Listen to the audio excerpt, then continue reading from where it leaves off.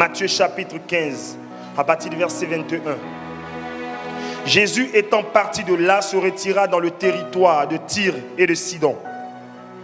Et voici une femme cananéenne qui venait de ces contrées, lui cria: aie pitié de moi, Seigneur, fils de David, ma fille est cruellement tourmentée par le démon.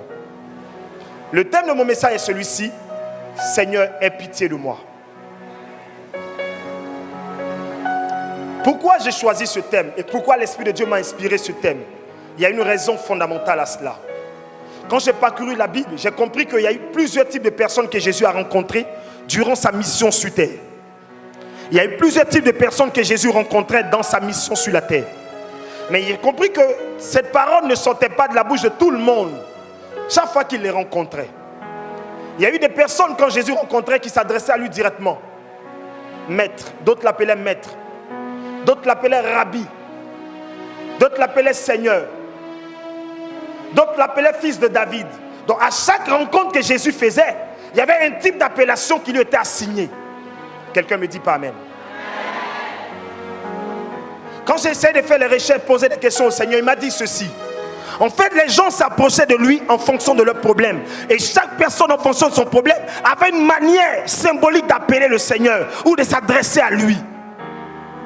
Raison pour laquelle les résultats qui arrivaient dans leur vie étaient des résultats quasiment différents.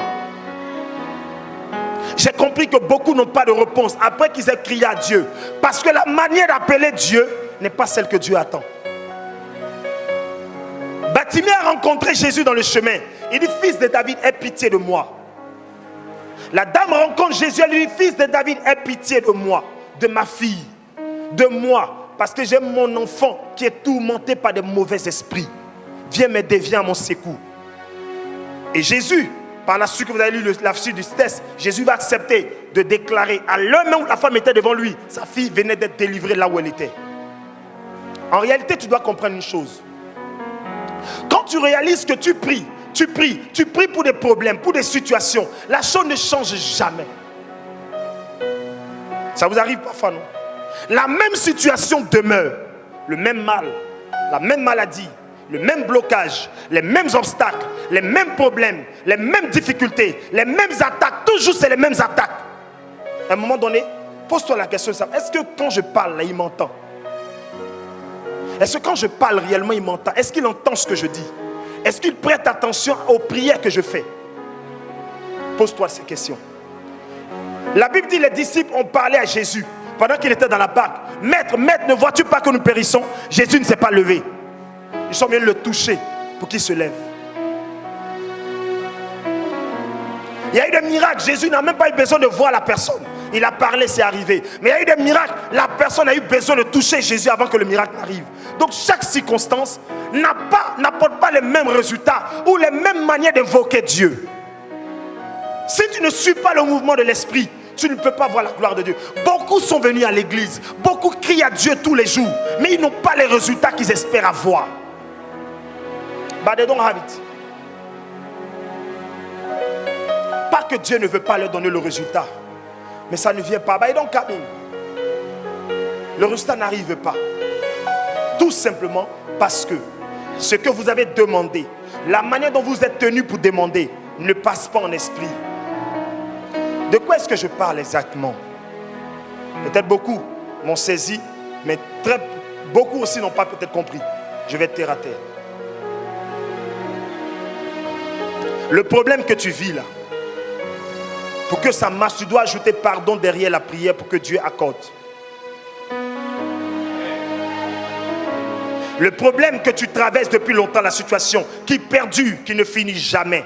Ça fait des mois, des années, des mois, des années. Tu pries pour le même sujet, ça ne bouge pas. Tu as même fait des offrandes, ça ne bouge pas. Pourquoi? Parce qu'il y a un péché qui a accroché le problème. Il faut un petit mot de ta bouche qu'on appelle le pardon. Ou aie pitié de moi. Le aie pitié. Pitié veut dire avoir de la compassion pour toi. Seigneur, aie de la compassion pour moi. Quand Dieu se met dans la phase de compatissant, il peut accorder le miracle à quiconque. Tu n'as pas entendu ce que j'ai dit. Ou tu as entendu, tu n'as pas compris ce que j'ai dit.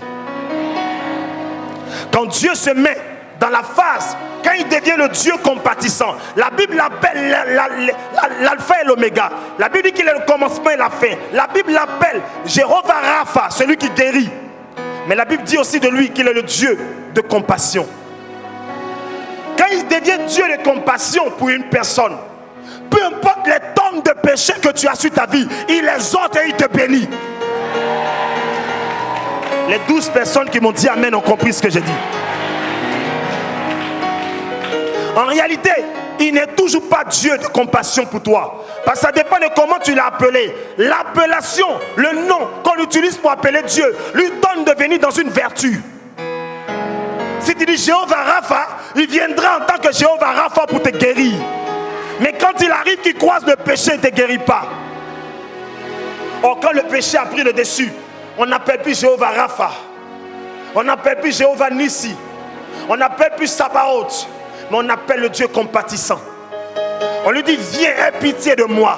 Parce que je sais que là où je suis, par mes forces, je ne peux pas me laver. Par mes forces, je ne peux pas sortir. Il n'y a que ta pitié et ta compassion qui peut m'enlever de ce bout, dans cette boue dans laquelle je me trouve.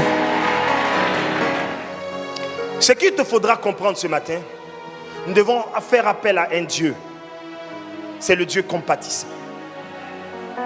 Je sais que la situation par laquelle tu passes dure longtemps. Dans plusieurs cas d'espèce, elle dure vraiment. C'est une situation vraiment complexe et compliquée pour toi.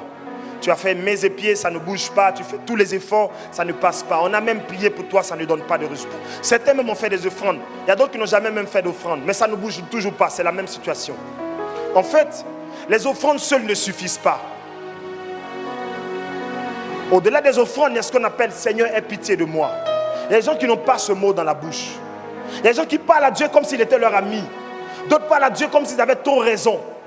Mon ami, si Dieu veut s'appuyer réellement sur ce que tu fais, ce que tu es, la vie réelle que tu présentes là, il ne va jamais te bénir. Dieu te bénit juste dans la compassion. Sinon, en réalité, ton degré de foi ne vaut même pas la dimension que Dieu attend de toi. C'est pour cela qu'il faut venir à lui en disant « Aie pitié de moi ».